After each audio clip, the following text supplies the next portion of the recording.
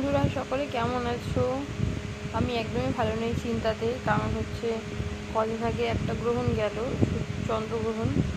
এবারে আজকে রাতে 11টা থেকে 3:24 অবধি সূর্যগ্রহণ আছে। সেটা বাইরের দেশে হবে, কিন্তু আমাদেরও মানতে হবে, মানে আমাদের মতো মায়েদেরকে মানতে হবে। তোমরাই বলো, সে এত রাত অবধি কী করে থাকবো? এরকম 11টা থেকে মানুষে ঘুমায়, আর হচ্ছে সেই 3:24 অবধি, ভোর রাত অবধি। কেমন লাগে বলো? আমার বেলায় 3টে পড়ে গেল, একজনের একটা পড়ে, এরকম দুটো 3টে, বলো পারা যায়?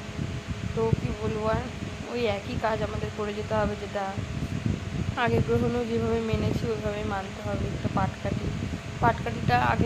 পাটকাঠিটা ফেলে দিতে হবে, ঘর দিয়ে নতুন পাটকাঠি বড়মশাই নিয়ে এসে রেখেছে, সেটা দিয়ে নিজেকে মেপে ওই 11টা থেকে 3:30-এর কাছাকাছি মানতে হবে, কিছু করার নেই।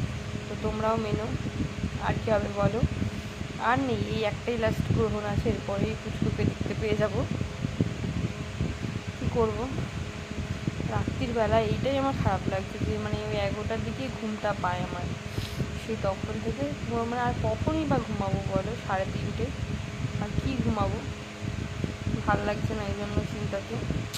একটু পরে 11টা বেজে যাবে দেখতে দেখতে, এখন 8:30 বাজে যাচ্ছে। তার কিছু বলার নেই। আজ সূর্যগ্রহণ, মানে রাত্রির বেলায় অদ্ভুত লাগে।